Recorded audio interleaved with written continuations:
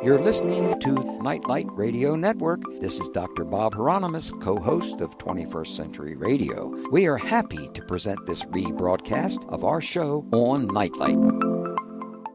About 2014, I was introduced to the Lost Gospel, decoding the ancient text that reveals Jesus' marriage to Mary Magdalene. Well, I desperately wanted to review that important work, but we were so buried under other deadlines that I couldn't find the time to read and absorb, because I read every book. I don't give it to someone else to read and give me questions. I read every book, and well, I didn't have time to read 444 pages, but I'm still working on it. But as karma would have it, tonight's guest for both hours is a legend in her own time in the New Paradigm Movement. Her name is Barbara Hand Clow, and she's going to tell us something about the Lost Gospel tonight as we review her own new book. Barbara Hand Clow is an internationally acclaimed ceremonial teacher, author, and Mayan calendar researcher. Her numerous books include Revelations of the Ruby Crystal, the Pleiadian Agenda, Alchemy of 9 Dimensions, Awakening the Planetary Mind, and the Mayan Code. She has taught at sacred sites throughout the world and maintains a website at www.handclow2012.com. Now, the name of Barbara's latest gem is Revelations of the Aquarian Age. It's published by Bear & Company, a member of the ITI, or Inner Traditions clientele groups anyway, and that's the same company that publishes our work under Destiny Books, and whose owner and genius is good old brother Ehud Sperling. And this is Barbara's 4th appearance on 21st Century Radio over the past 31 years. Nikki Scully, author of Sekhmet, Transformation in the Belly of the Goddess, said about Barbara's latest book, "This fascinating novel illustrates the connection between Mary Magdalene, Jesus, and the hidden secrets of a bloodline that would threaten the very existence of conventional Christianity. It is riveting, and it helps explain many uncertainties about world religions and even our own government. It is a must-read." Welcome back to 21st Century Radio, and congratulations on your latest book, Revelations of the Aquarian Age. Hi, Dr. Bob. Hi. Haven't talked to you for quite a while. Well, it's been, what? Well, the last time you were on was in 1992. Yeah, so okay. It has been quite a while. Yeah, it has been. Well, this book is just fabulous. I have really enjoyed it. I enjoyed it so much that I would not put a mark in it, and that's not the way I usually read books. I usually chop them up by every page being well covered with all kinds of notes and everything. But this is such a beautiful book that I decided I'm not going to mark it up at all. Just on the back page where I put down a few notes. You mentioned Marcel Vogel. Oh, yeah. Great guy. I've got quite a few crystals that he cut years ago. Oh, wow. Oh, yeah. You got some big ones? Not that big. Actually, I have one nice, fairly big one. And one of the things that I've enjoyed about doing, now I've switched to fiction at this point, so I'm much freer. And so I'm enjoying giving crystal teachings, how to work with crystals. That's fabulous. And so, of course, Marcel Vogel is one of my assistants. That's for sure. Yeah, is he still with us? No, he passed on, unfortunately. But boy, what a guy! Yeah. What a guy! And there are so many people that mistreated him. But that was a bad time back there in those late 90s or early 90s at that time. Anyway, well, you've written and published at least 12 nonfiction books since 1986, and now with Revelations of the Ruby Crystal and Revelations of the Aquarian Age, you are writing fiction, as you just noted. Why did you switch to writing fiction? Well, as a matter of fact, what I always wanted to do from the beginning was write fiction, because I just absolutely love fiction. But I didn't see how 35, 40 years ago, I didn't see how I could break in and get published. So I started out with nonfiction and wrote 12 or 13, 14 books or whatever.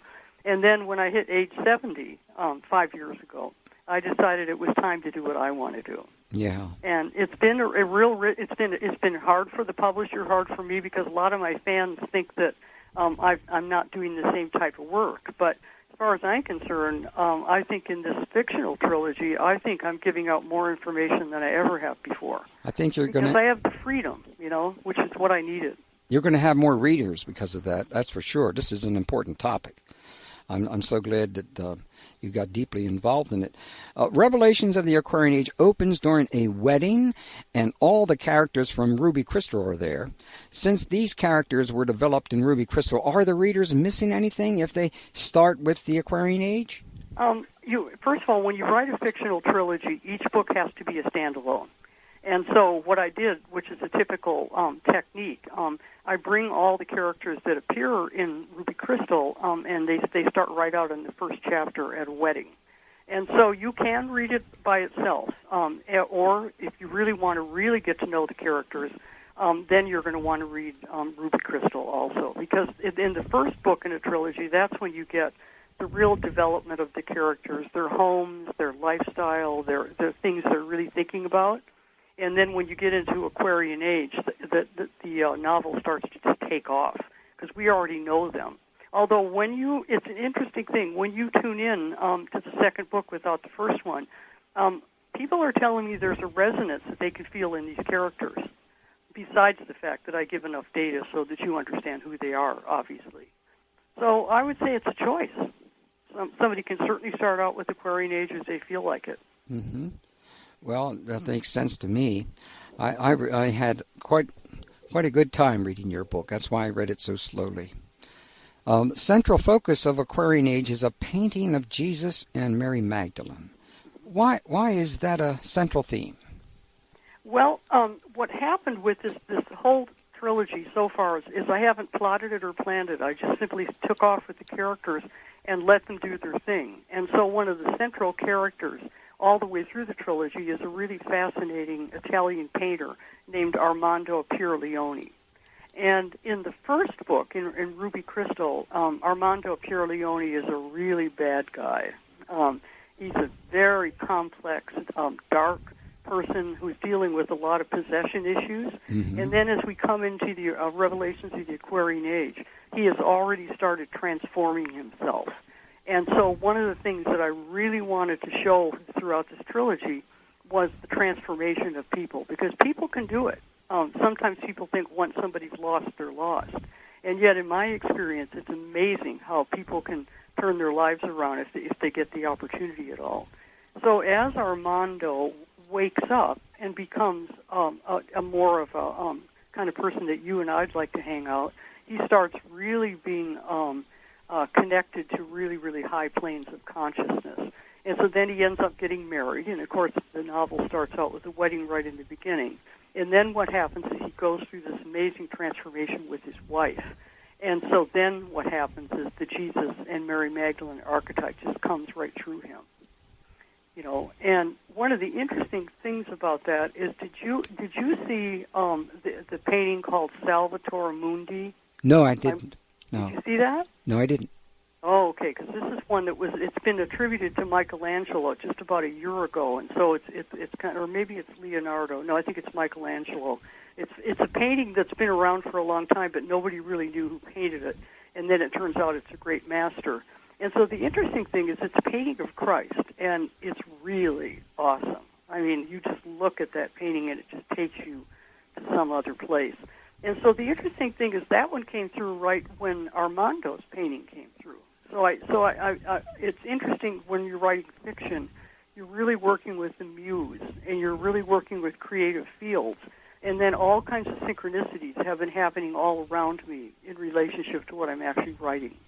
Did any of that experience filter into the way you were living and things that came to be important to you during that period? I think that writing in this way is really changing me. I'm finding that my access to many dimensions is definitely intensifying. Wow. Now, sometimes I think that's just a matter of the times, because we are definitely in the middle of a huge opening right now. We sure are. And I'm an astrologer also, as you know. And so one of the things I wanted to do was I wanted to track the end of the Age of Pisces and the opening of the Age of Aquarius. That was one of my goals. And so I chose the period 2011 through 2020 in order to track the shift into Aquarius. And that has turned out to be really prophetic. I don't know how I could have figured it out back in 2011, but somehow I did. Well, your intuition is very great. I mean, well, then plus astrology. Yeah. But Put them right together. now, we are really at a mind-bending moment where the changes that are happening in the fields around us, including multidimensional fields, are extremely intense. And so the novel, for me, has been in writing, because I'm writing the third book now. And it's been an attunement method, almost like playing a piano in relationship to the shifting of the fields. Mm-hmm. Well, look, we're coming upon our first break of this hour. And when we come back, let's talk about the age of Pisces and how it differs from the age of Aquarius as we're moving into. We'll be back with our guest, Barbara Hand Clow, Revelations of the Aquarian Age, Bear and Company.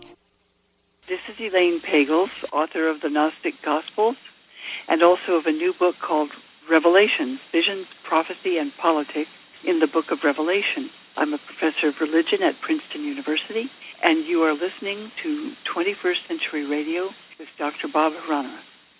Welcome back to 21st Century Radio. Barbara Hand Clow is our guest for both hours. Revelations of the Aquarian Age, Bear and Company. You got to get a copy of this book. It's extremely important, and you'll find out if you keep listening.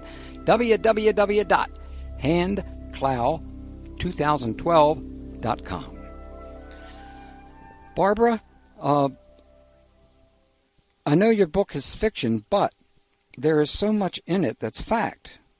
I mean, I gained a better understanding of why America is viewed the way the book handles this particular situation. And so I'm really happy to learn that. I'm happy in a certain sense of finding out the truth. So much is hidden that is not talked about in this country about what we've been doing, warring over there with this part and that part, etc. Well, many of the characters talk about the end of the age of Pisces, how things are changing as Pisces goes away. What's the theme of the age of Pisces? The theme of the age of Pisces was the development of organized religions, and we actually can understand it even better by looking at the last 4,000 years instead of just 2. Because before the age of Pisces, we have the age of Aries. And you notice they go backwards, Bob, which is always very confusing. It has to do with precession of the equinoxes. And so if we go back to the age of Aries, which is about 4,000 to 2,000 BC, we have the development of organized warfare on this planet.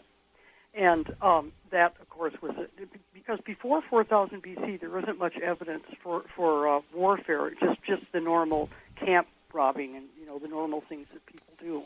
And so then when we come into the age of Pisces, which started around 2,000 years ago, 2,000 BC, when we come into the age of Pisces, it's time for the development of spirituality, and because that's basically, the Pisces has to do with contact with spirit.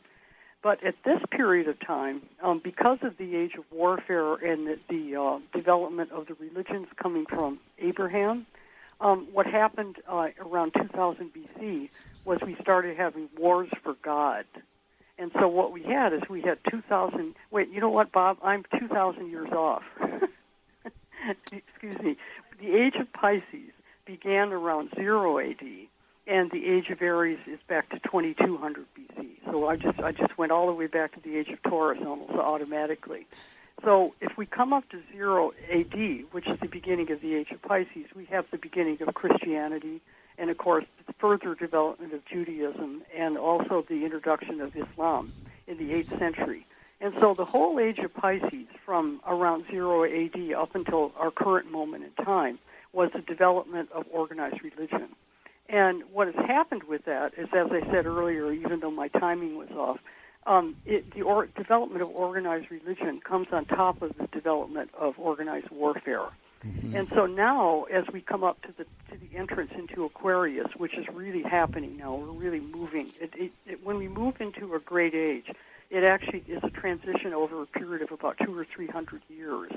But there's a core central point in the transition that's kind of like a vortex, where there's a tremendous shifting going on because of the letting go, the influence of letting go of the old age and the bringing in of the new.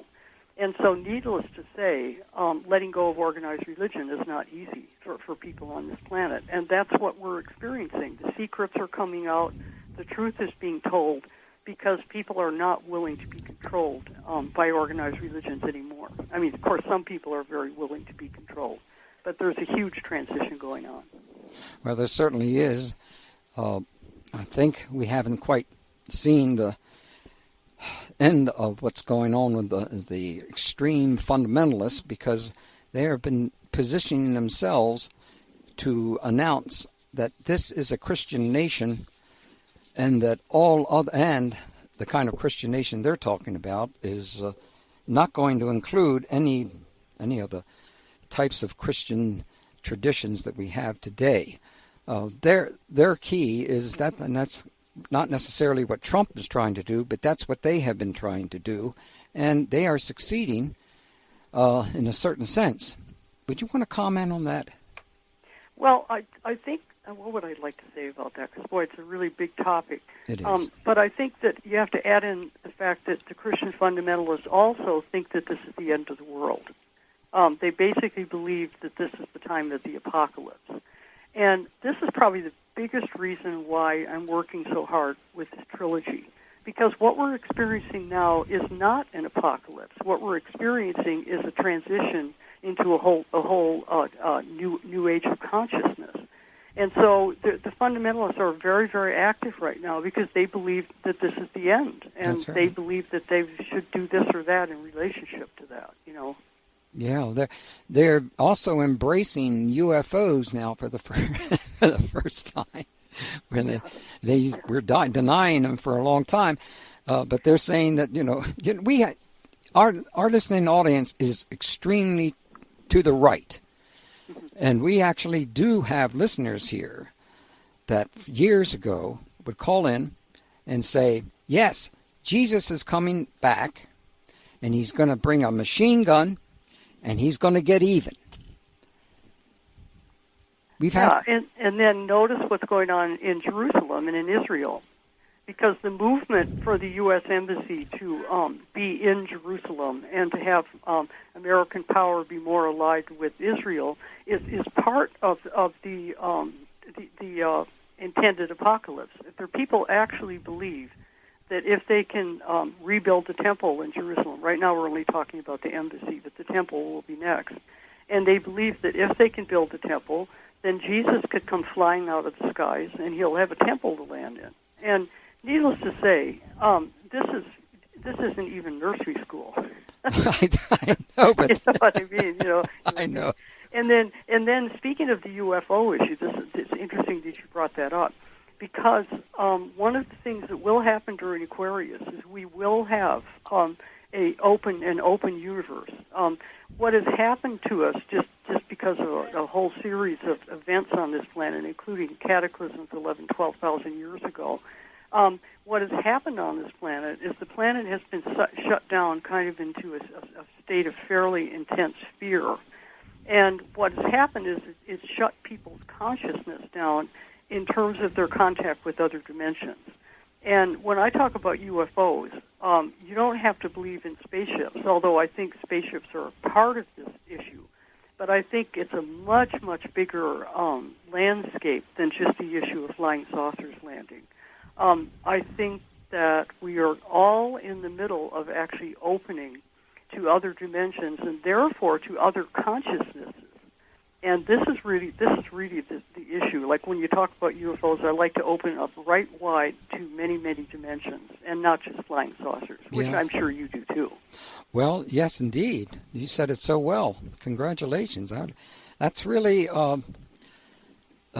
some things are coming out so quickly now about Antarctica and so many other areas of this world that we thought we understood And unfortunately also, we're beginning to see another view of the history of Adolf Hitler and how he escaped and eventually got to South America, maybe Venezuela. I saw the photographs of that.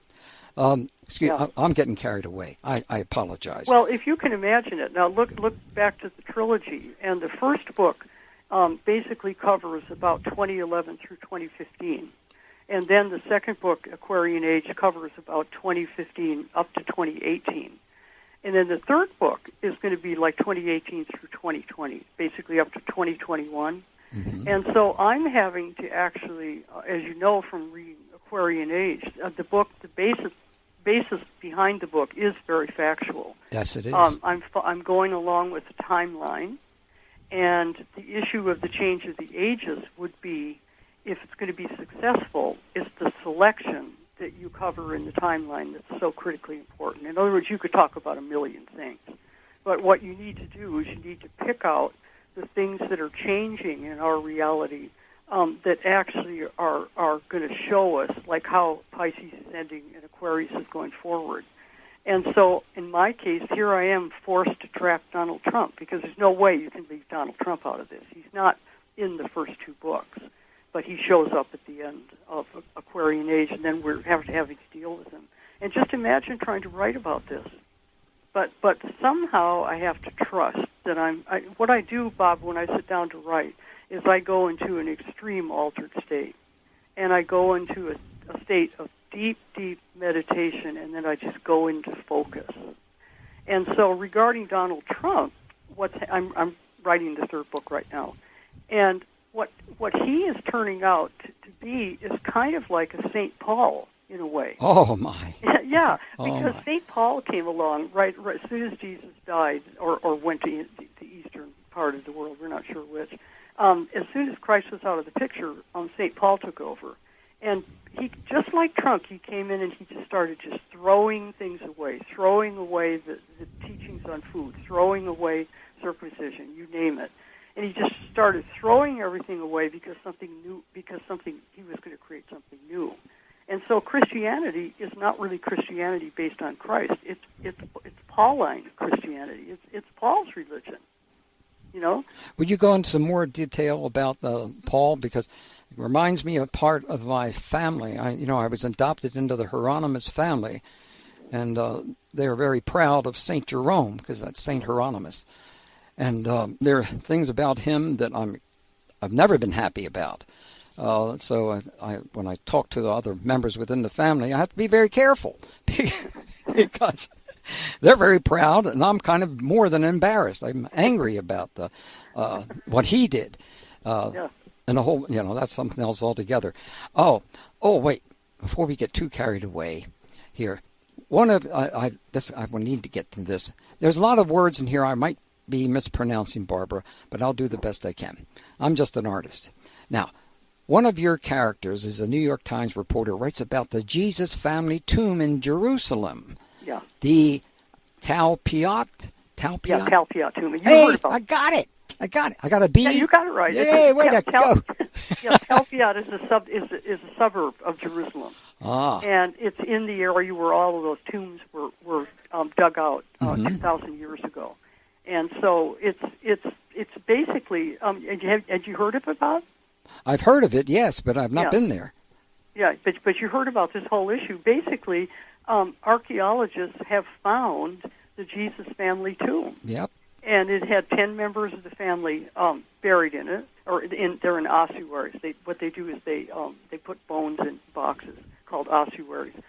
And also, it's also probably the tomb also of Joseph of Arimathea, whom we see in the Bible, because what happens is Joseph of Arimathea got Jesus' body after the crucifixion, and then took the body, and that's basically how it got into the tomb.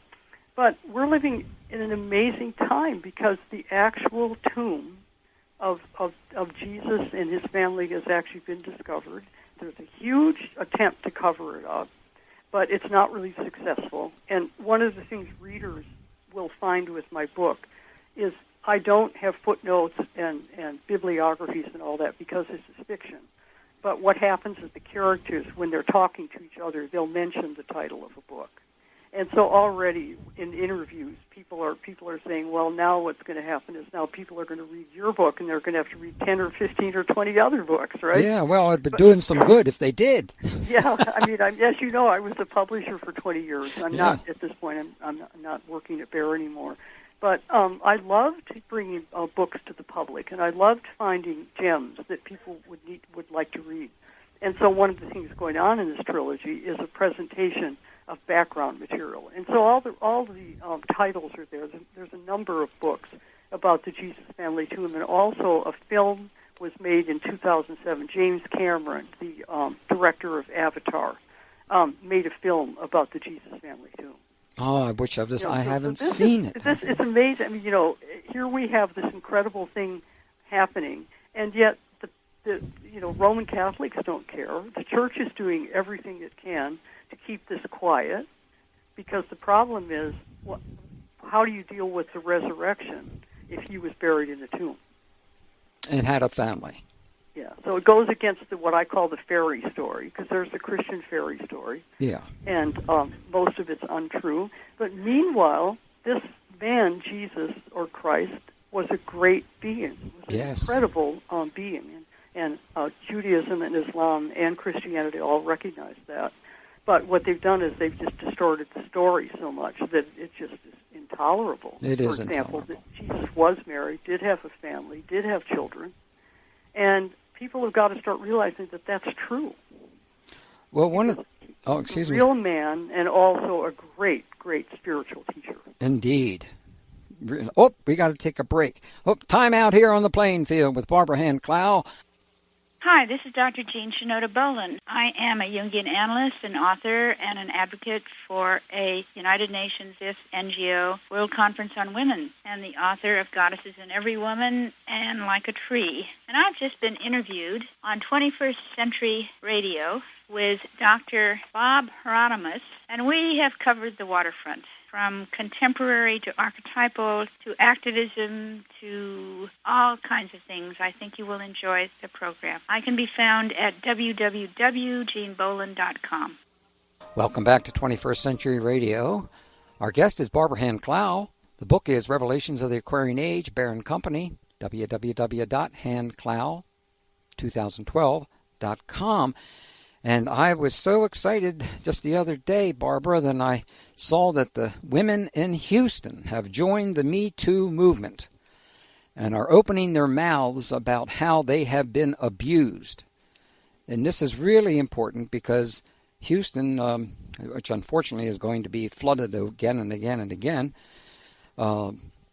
has been really one of the few parts of Texas that women have been able to move into this direction. I'm really happy for them. Did you hear about that? I did hear about that, as a matter of fact. I had kind of a busy week with relatives, but I missed that. Yeah, and you noticed that the background. You didn't read Ruby Crystal, right? No, I don't have. Okay, because the background. Each one of the books has a background theme. And the background theme for Ruby Crystal is priestly sexual abuse. And it's really interesting how prophetic that whole thing has turned out to be, because this is going back 5 or 6 years ago now. Mm-hmm. And now, of course, things are breaking out and coming out at the surface. And so there's a strong background theme of abuse issues. And I think it's one of the most important topics of our time. It is. Because, as you know, I'm also the author of a book called Awakening the Planetary Mind. And Awakening the Planetary Mind surveys around 20,000 years of human consciousness and history and anthropology. And the theme of Awakening the Planetary Mind, which, by the way, was originally titled Catastrophobia. And I really like the original title better. So some listeners may have actually read Catastrophobia, which means fear of cataclysms, fear of catastrophes. But what happened on our planet is around 11,500 to 13,000 years ago, we had a series of cataclysms on this planet that caused extreme weather changes and volcanic and telluric activity, and the end of it, for example, it's the end of the Pleistocene Age and the opening of the Holocene Age. And so I really believe, after studying this topic and writing about it for so many years, I really do believe that those of us who live on this planet at this time, that basically we're a multi-traumatized species. Yes, we are. And what's happening is we're waking up at this point from the trauma that occurred so long ago. And so one of the things that goes on with this kind of trauma is it's passed generation after generation after generation, and it shows up in violence and abuse. And so what we're in the middle of now is we're beginning to start to refuse to tolerate the violence and the abuse. And it's that even though I don't remember a time in my lifetime where it seemed as difficult as it seems to be right now. But on the other hand, we really are making progress. Yeah, we are. You can see in the Me Too movement. You can see it in actually, I think I'm beginning to see signs that war may be starting to go back the other direction. We'll see about that. Yeah, I hope so too. I know. Well, of course, priestly sexual abuse in the Catholic Church was a main theme of Ruby Crystal, and the healing of abuse victims is the theme in the Aquarian Age. Is healing from abuse needed as we enter the age of Aquarius? Yeah, it's just an absolute necessity. And it's also, like I say, it's going into those deep memory data banks that actually go back to the series of cataclysms. And what's happened to us, you and me, during our lifetimes is that when we first started becoming intellectual and studying things, those were the days when everything, according to geology, was uniformitarianism. Yeah. And everything supposedly was slow and not changing that much. That's and right. then we've lived during the awakening of the memory of the cataclysms. It started with Velikovsky in the 70s, and now at this point, scientifically speaking, even I've been writing about this for years and years, but finally, scientists have caught up with what some of the researchers are saying, and science is now acknowledging the extreme level of destruction that we experienced on this planet. And it's just like if you were abused as a child, you can't really recover from that until you recover the memory. And so it's the same thing with our planet. If we don't have the correct story of what happened on our planet, then we can't wake up to the consciousness of the planet. You see what I mean? Sure. We've been in a deep sleep because we've been given very, very bad data. And so in my case, my grandfather was half Cherokee, and he was a Cherokee record keeper. And the Cherokee record keepers, like most native indigenous people, they tell the story of the cataclysm. Mm-hmm. And so I was taught as a child by my grandfather that our planet went through those events. And so when I went to school back in the 1950s, I couldn't figure out what was going on in school because the story I got from my grandfather didn't match up with what we were taught in school. Indeed. You know. Yeah, that's not unusual. Yeah, right. But how fortunate for you to have a Cherokee grandfather. So you must be at least 30-40% Cherokee? In my case, I think I'm 1/8. I think, yeah, 1/8. 1/8. I think Yeah. Jimi Hendrix, I think, is 1/16. But most importantly in this case, first of all, most of us have native blood, especially anybody who's coming out of families that have been on the East Coast for more than 200 years. You know, everybody does, you know. So I don't think that's any big deal, but I was given the teachings. In other words, I'm part of the lineage because he trained me. And so that's what's special about it, and that's the material that I covered in Catastrophobia that then became Awakening the Planetary Mind. Well, on page 297, you note that the blood of Mary and Jesus thrives in the indigenous peoples of America as well as European lineages. And I was going to ask you, could you go into some detail on that?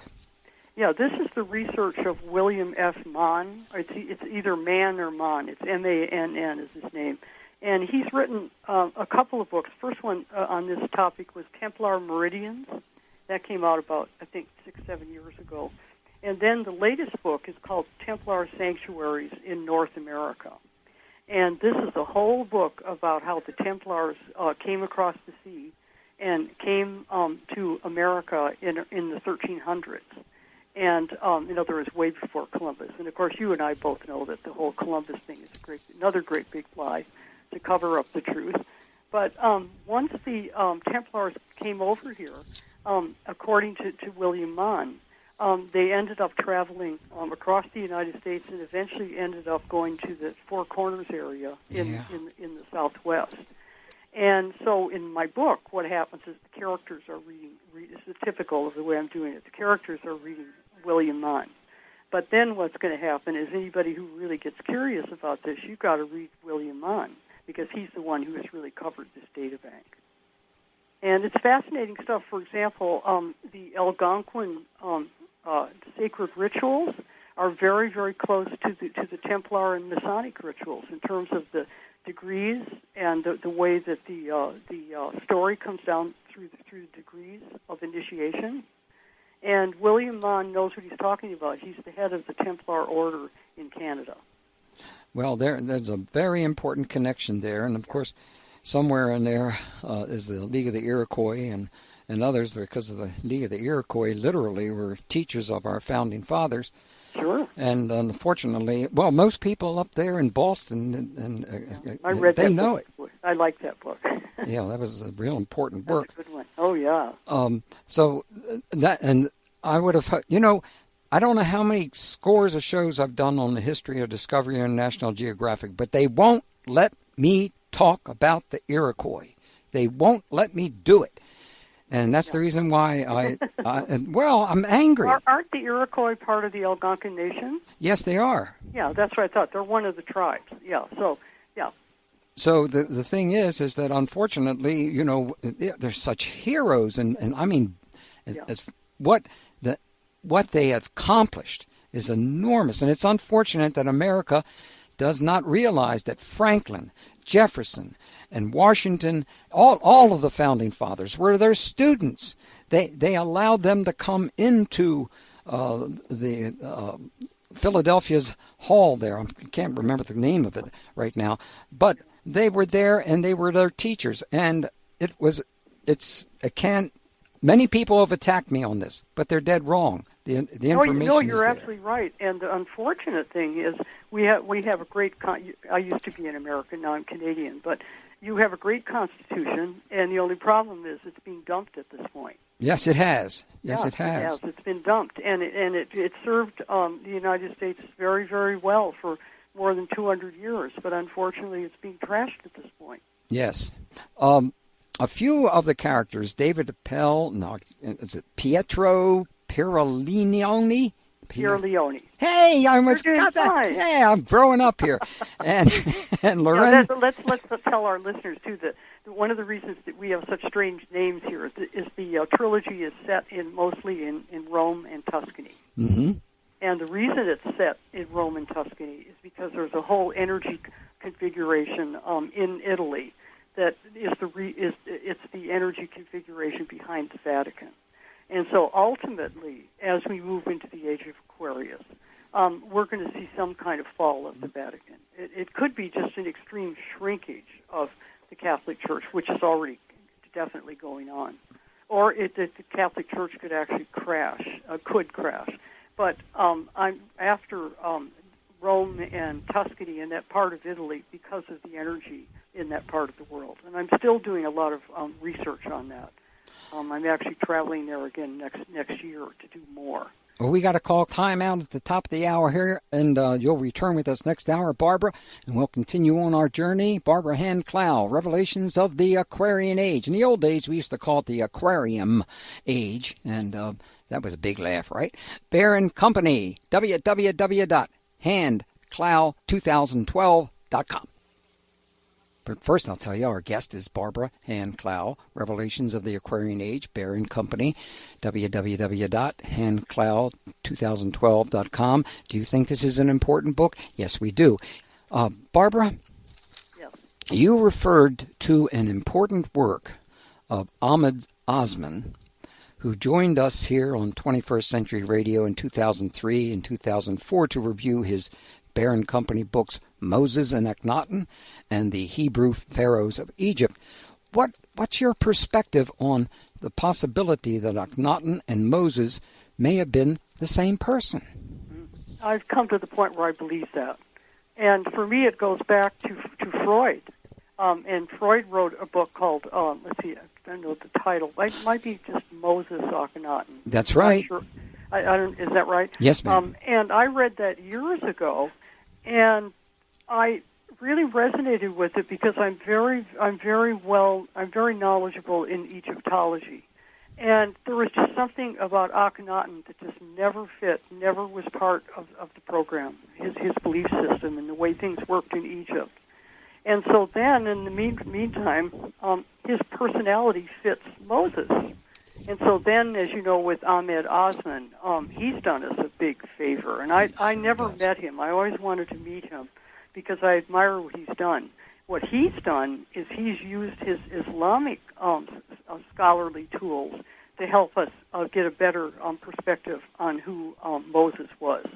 And a lot of people just forget about the fact that from one point of view, the Quran and the Islamic teachings are an advance on Christianity. Yes, and they are. I don't mean that they're better or more positive, but in terms of timing, these teachings came in 700 years after Christianity.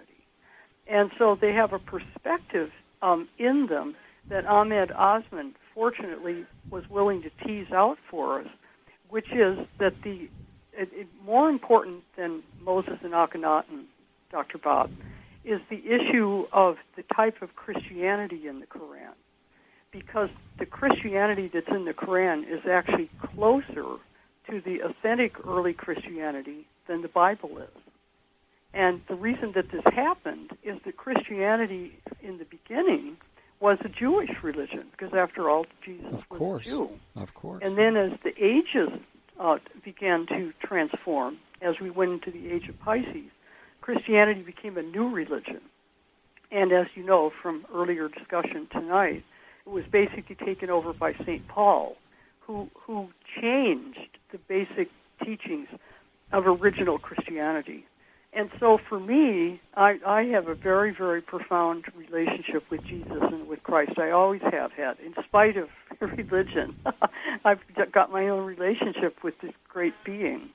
And Ahmed Osman has done such a good job of showing how the Islamic understanding of Christianity is probably closer to the original than Christianity is. And I think that's a great gift to us. Yes, it is. And I was pretty shocked back there in 2002 before I bumped into reading his stuff. And it's he's an amazing guy, I think. Yeah, and it's so hard if you've been given an indoctrination, in religion or in your life, and then you run into somebody like Ahmed Osman who has a completely different perspective on it. I don't know what it's like for you, but when I first encounter that new perspective, I almost can't see it at all because the indoctrination is so intense. Yeah. You know what I mean? Yeah, sure. So what I did with Ahmed Osman's work is I just kept reading him and kept listening to him and kept on working on how does this fit in relationship to what I know, and finally came to the point where as far as Moses and Akhenaten are concerned, I think it's a slam dunk. Yeah, thank you. Thank you so Akhenaten much. bopped out of Egypt and went over to Israel and changed his name, or over to Sinai, or even into Canaan, and changed his identity.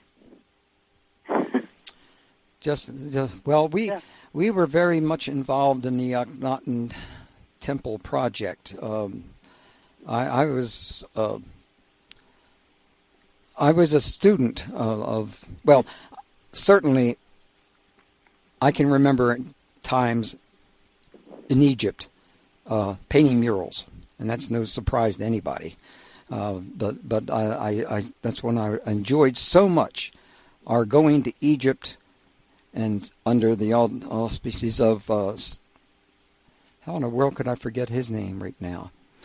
He was assassinated, and by his own people, and for some reason it's Sadat, Anwar Sadat. My God, how could I forget that? That's an amazing. When you get old, You said you're 74 and I'm 75. So yeah. I'm actually managed for the first time in my life to screw up the great ages by 2,000 years early on in this show. Well, We have to be kind to ourselves. I know, but you know, he was so different when we met him and spent time with him. It was so different, and his wife is so lovely, and I felt so poorly for her because she could not say what she knew, and so every time we got together, it had to be. We really couldn't talk about a lot of things. But you know, when I first met him, I gave him a gold Great Seal of the United States, a medal that has the front side of the Great Seal and the reverse side, the pyramid, the eye, and the triangle. And I gave it to him, and he looked at me and he said, "Bob, this is a magical talisman. Take a look at above the Great Pyramid. And what do you see? That pyramid side," he says, "is Egypt. The other side, look above the eagle's head, and you see a 6-pointed star. And that 6-pointed star is Israel. And that his coming together with Israel, or trying to bring those two nations together, was what really was the kind of thing he really wanted to see happen more than just about anybody in the world. And of course, then he was assassinated by his own people, and that we had to go back to Egypt several times, but we never knew that a good many people there just hated him for what he did. And it's hard to see and feel that kind of stuff. And I'm sorry to get us off on another direction here, and my boss is yelling at me in the other room. It's a good thing you can't hear. So let's go back to now. You got some other big names here. Lorenzo Giannini. Yeah, Lorenzo Giannini. Okay, a Roman Jungian analyst, conducts really amazing past life sessions with his characters. Yeah. Why? He's the major character. Yeah. Yeah, he's a major character. So let me tell you an interesting story.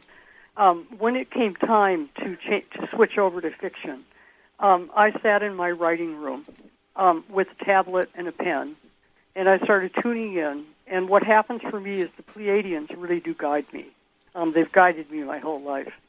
And so I put it out there that I wanted to write fiction, and how was I to begin? This is back in 2011. So what happened was the Pleiadians transmitted 3 pages of writing to me that what it was the names of the characters, their ages, their background, their religion, their basic psychology.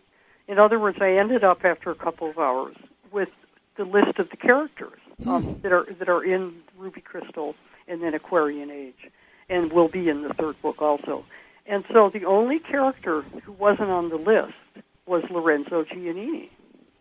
So then what happened was I started writing Ruby Crystal, and I'm writing furiously. Each one of them is taking me about 2 years.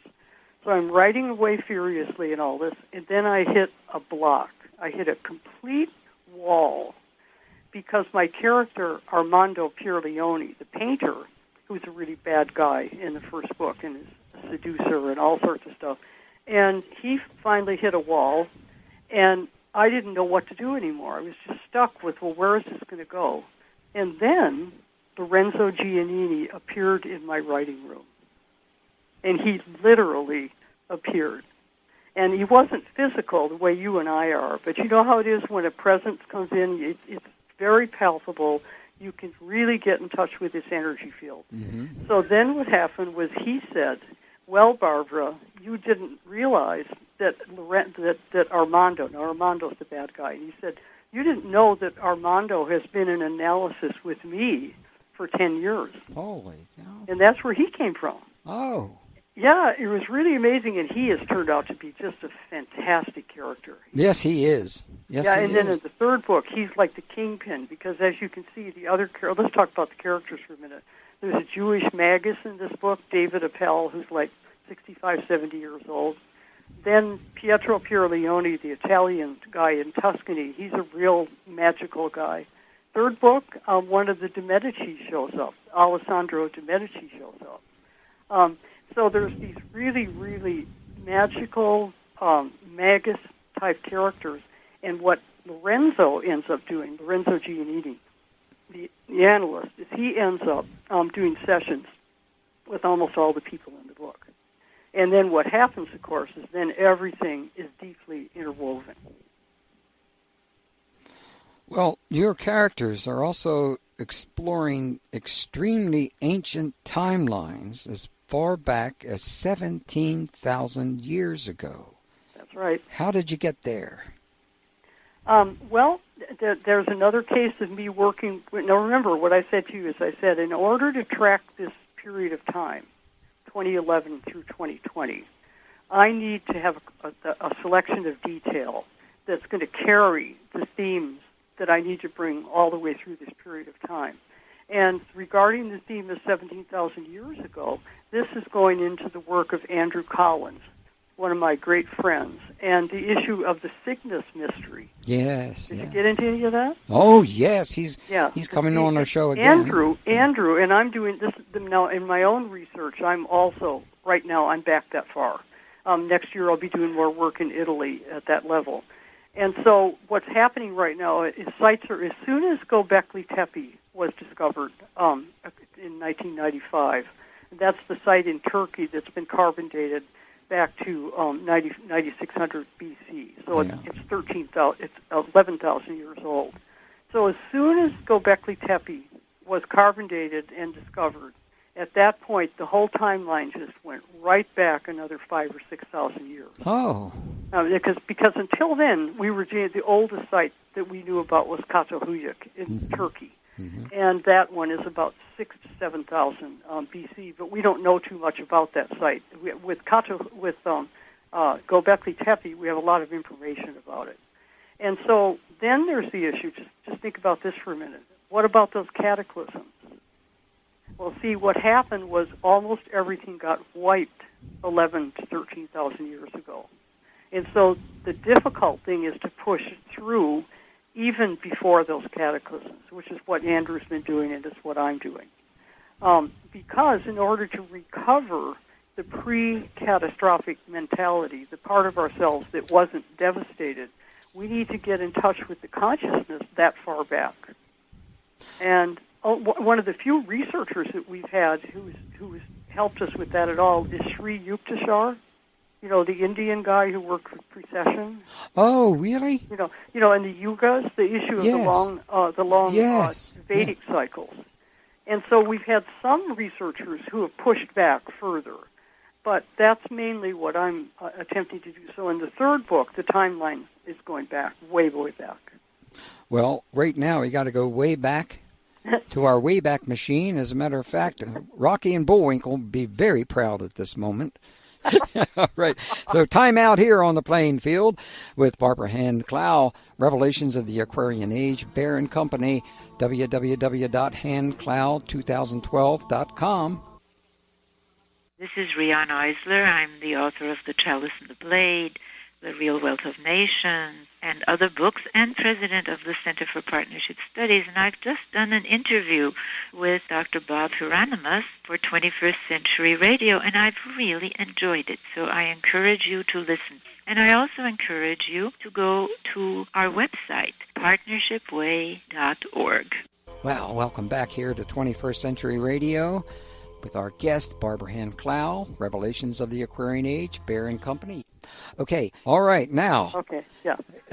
You don't talk too much about Atlantis, but you do make a very important point in which what was it really like in Atlantis, whereas today we are getting so many different stories about how many flying ships and everything else they had.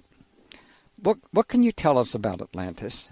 Well, I think the best source on Atlantis is definitely Plato's Timaeus, and I think anybody would agree with that in terms of the description, the location, etc. It's the earliest source, and I read a really wonderful book years ago called Plato Prehistorian, by, somebody said a guest. Really, really good book.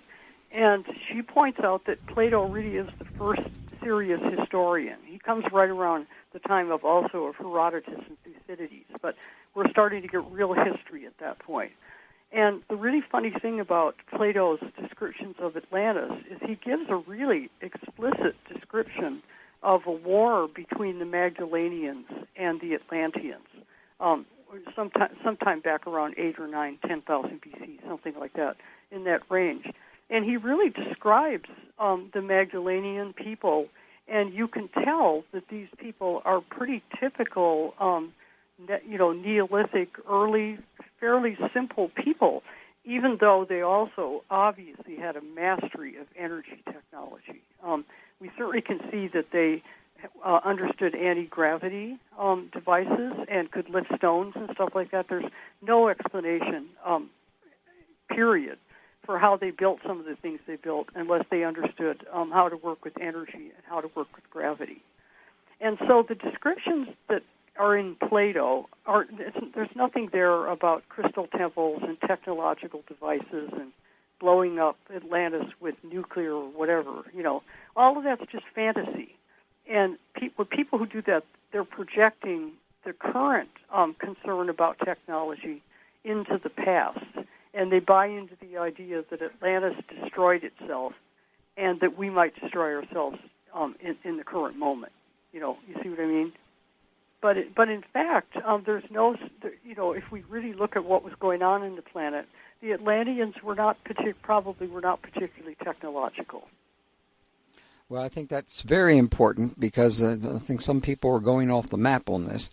And that's okay. I mean, it's not hurting anyone really, but it's not accurate as far as I'm concerned. Now, I got to get to this point here. This is a story of European and American elites. Why explore their reality now? To explore European? Yes. Well, I am dealing with this issue from an Earth energy point of view. And did you ever interview Carl Kalaman, the Mayan calendar guy?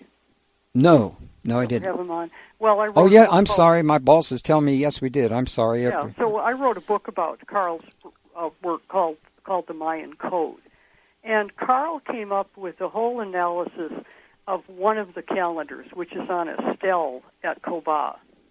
And that particular stele, which is a standing carved stone, that particular stele goes back 16.4 billion years, right back to the Big Bang. Yeah. And so I have a great deal of respect for Kalaman's research. He's a Swedish biologist. And one of the things that's in his books that intrigues me is the issue of a midline going across our planet. That basically it comes into Africa, basically where Gabon is located. Then it goes through Tunisia and up through Italy and up through Germany and up through Scandinavia. And that midline is 12 degrees east longitude. For instance, Rome is located right close to 12 degrees east longitude. Mm-hmm. And so Kalaman really believes that the struggle between East and West actually occurs in relationship to this midline, and that this midline has a tremendous influence on us psychologically in terms of power complexes on this planet. So therefore, that's where the Vatican located itself.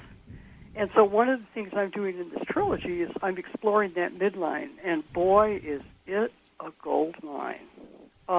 What I'm looking into right now for the third book is the issue of Cyclopean walls being located on this midline. And Cyclopean walls are the kind of walls that you see in Peru, those kind of walls are at the Osiris in Egypt or at the Valley Temple in front of the Great Pyramid. Mm-hmm. And I think that the Cyclopean, that means large stone, but I think that the Cyclopean remains that we have on this planet are the key to the pre-catastrophe period. In other words, that now we're going back 13,000, 14,000 years, 17,000 years. And so what I'm finding in Italy, when I can get over there, is, all those Tuscan hill towns? Yeah. those wonderful little towns that are, first of all, were Etruscan before they were Roman and all of that. Well, at the bottom of some of these hill towns are the original Cyclopean walls. Oh. And then the later stages are constructed on top of the Cyclopean walls. So right now I'm in the middle of a project trying to find as many of those as I can. Because it would appear that this midline has something to do with the stability of our planet. And what we haven't talked about yet tonight, Dr. Bob, is crustal shifting. I think we better talk. We haven't done pole flip and crustal shifting. I think we better do it this minute. Right. No, I really do, because what we got. What I'm trying to say is I think this midline has something to do with the stability of the crust of the planet. And because there's such an issue right now of a potential pole shift or a potential crustal shift, which a lot of your listeners are going to be very familiar with, I'm trying to find out as much as I can, about how that structure works. Mm-hmm. Well, so that's why the book is located in Italy, in Tuscany, and in Rome. Well, I was surprised to learn things about within the story concerning the damage that our country has done in regards to getting involved in the wars and making them much worse. There's a lot I did not know from that standpoint. Well, I need to get to. Well, let's get to. I'll call it crustal change, earth changes, pole flips. Mm-hmm. Well, let's start it right now. Tell us. Well, from a cyclical point of view, precession of the equinoxes, we're at the opposite point to the cataclysms 13,000 years ago. Because, as you know, precession is a 26,000-year cycle. Mm-hmm. And we've come around now so that we're at the opposite point. And there is a tendency for pole shifting and crustal shifting to occur at that point. That's just a basically historical fact. I don't want you to think that I worry about this, because I don't. Because this is one of those things where what's the point of worrying? So I just don't worry about it. But at the same time, I'm trying to learn as much as I can about how this structure probably functions. Well, if there is a pole flip, this is mega. Yeah, exactly. This is mega. Some pole shifts are really totally catastrophic, and others aren't as catastrophic. Well, could you give us the best case scenario from that standpoint? Well, okay, I'm one of those people. I want to know what's going on. That's been my quest in this lifetime, is to figure out what's going on. And so one of the things that happens with this particular cycle is usually the poles melt before there's actually a pole shift. And possibly, if it's just a pole shift, it's not really a huge deal. But if a crustal shifting also occurs, then it's a bigger deal. Mm-hmm. But you can't, I don't know about you, I'm not going to sit around and worry about that.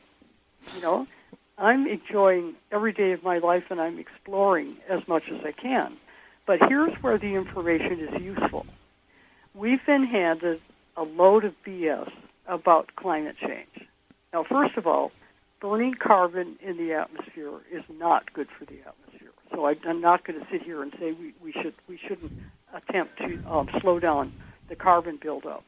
But what's lurking behind this is there is a cycle operating here, and the global elite knows all about it. And I feel like I ought to have that information too. And so if they're not going to give it to the public, then I'm going to search it out myself, which is what a lot of the researchers are doing. Do you have, on the internet, there are so many stories right now on the pole shifts in Antarctica and Hitler down there in Antarctica, et cetera, et cetera, et cetera. I have never seen this come out, and also the theory of Zecharia Sitchin's theory. Yeah. Of planet, I've forgotten what he calls it right now. Planet X. I find a lot of the stuff coming through Sitchin and Planet X in Nibiru, a lot of fear mongering. Well, I pretty much stay away from that, and I'm trying to understand the weather, the pole. You know, I'm doing this pretty much from a scientific point of view. Like, I want to know what's going on, and if they're finding something in Antarctica, I think we ought to have that information. Well, sure. So that's where I'm coming from, and I don't sit around and worry about it because I really, first of all, I've had so many lifetimes on this planet. You know, I've traced my own past lives, and so we go up into another dimension, and then we come back again. It's like it's no big deal to me. Yeah, that's on. Yes, but I know for a lot of people, it really sets up a lot of fear. But I think being lied to by the government.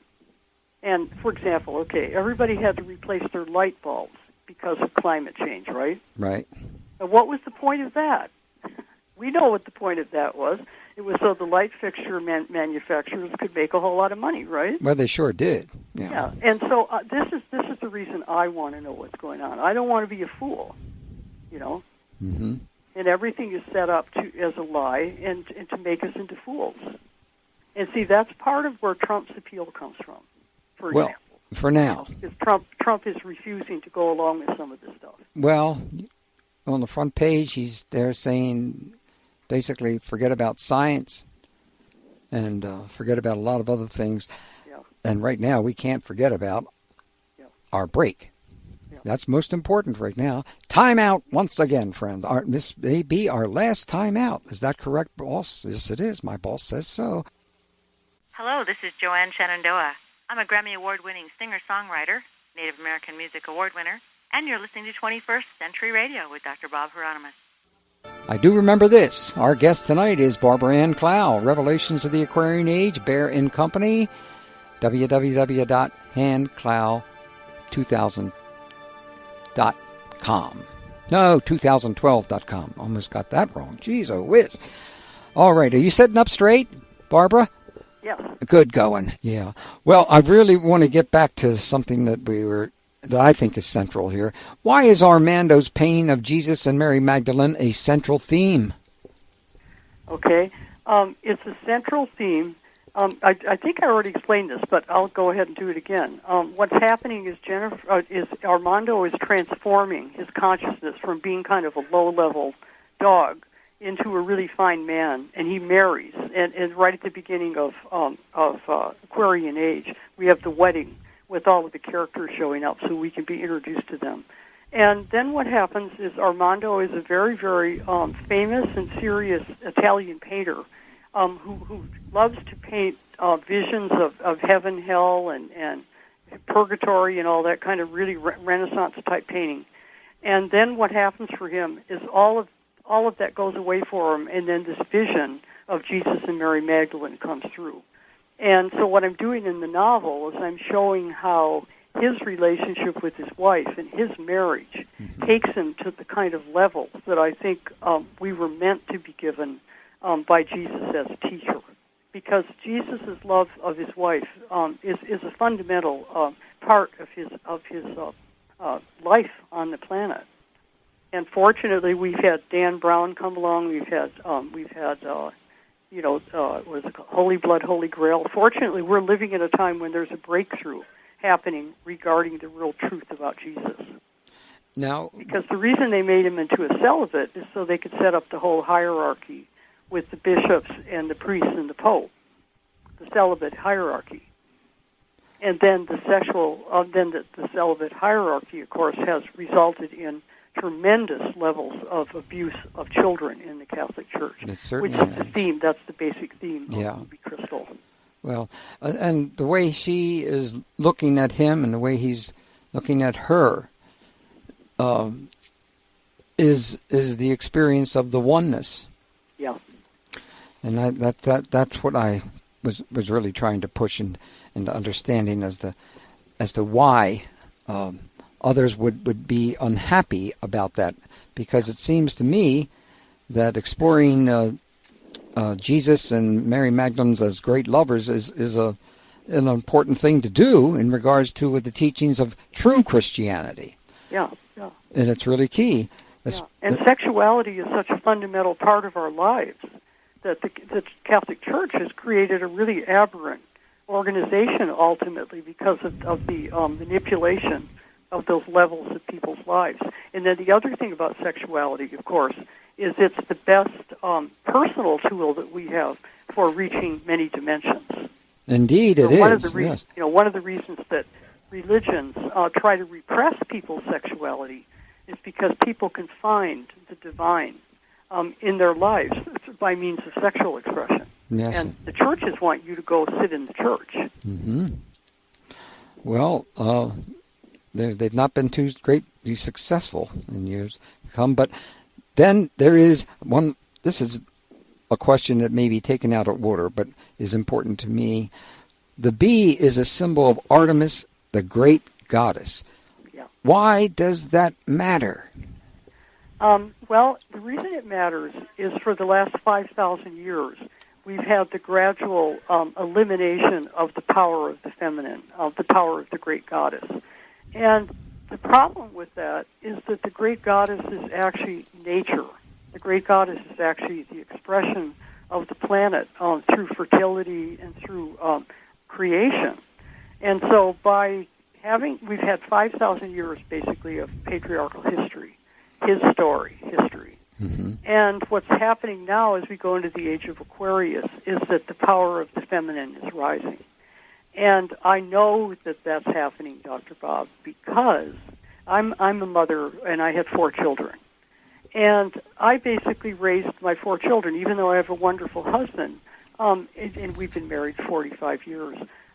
You didn't hold your infants when you were a man, and you didn't, take care of your little children. And now the younger generation, my children, and probably your children, things have changed so profoundly. To see men caring for their infants and caring for their small children is one of the biggest anthropological changes that I've seen, certainly in this lifetime, and I think for hundreds of years.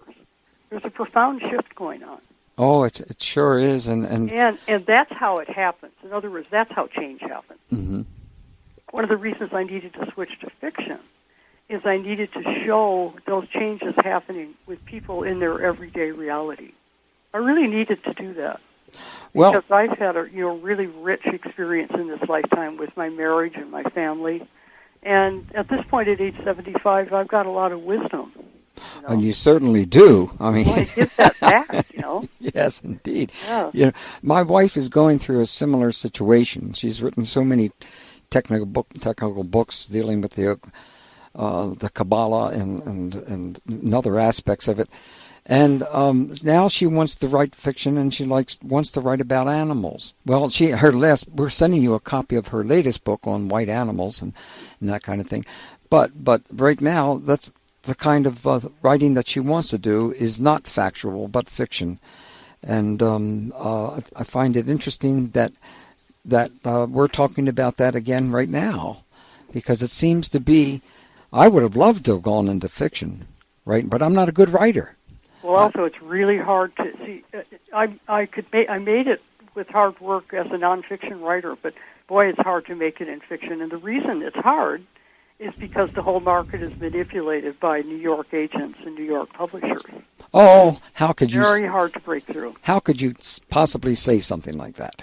Oh, it's true. I know it is. I was a publisher for 20 years. Okay? That's right. That's right. At Barron Company. Yeah. And Barron Company had 5 books which should have been on the New York Times bestseller list in terms of their sales. Mm-hmm. Never.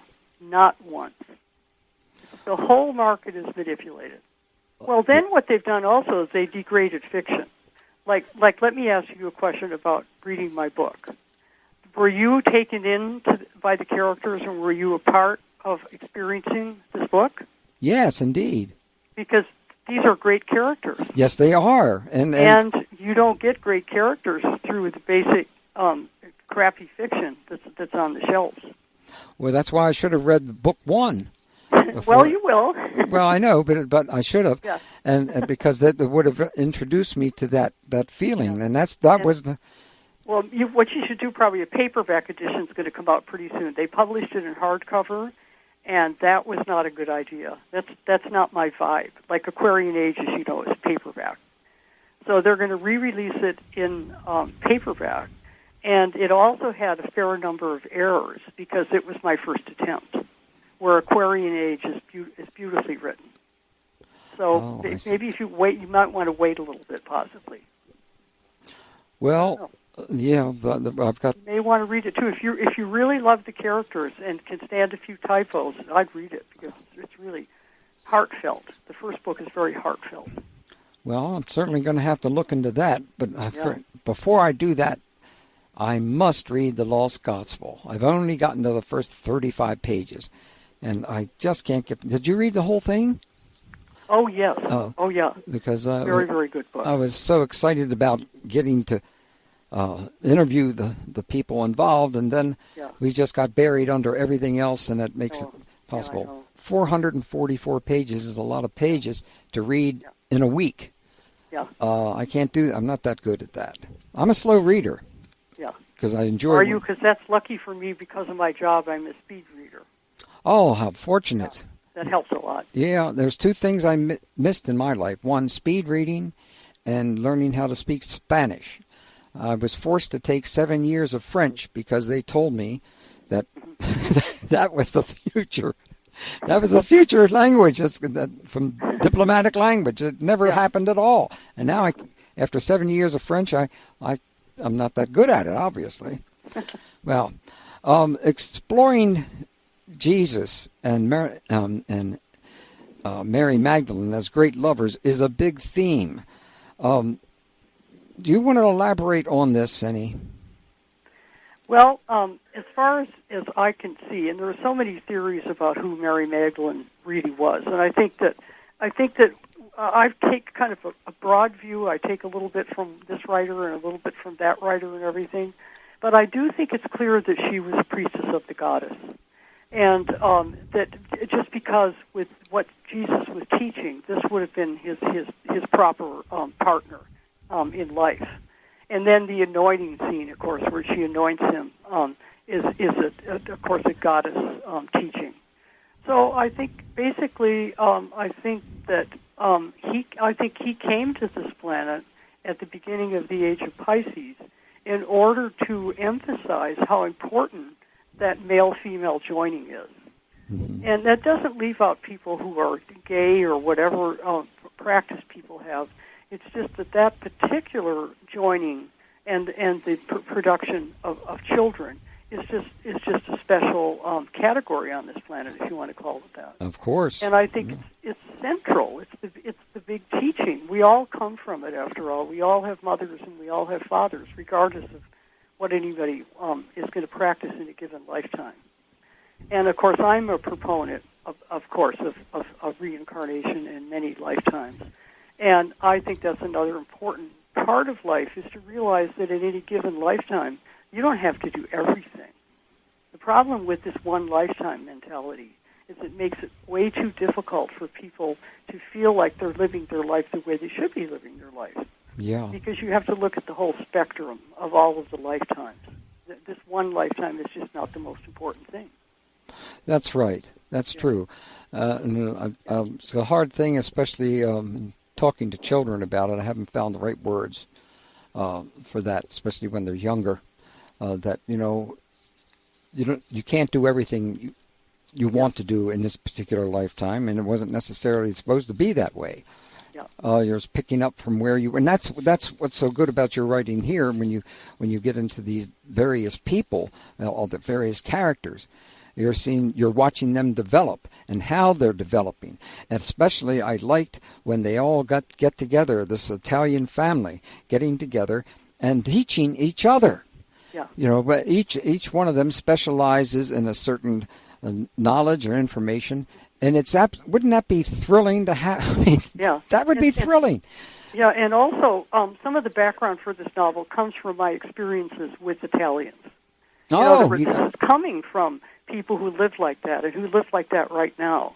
And, of course, none of them will be revealed, or the location of any of them will be revealed.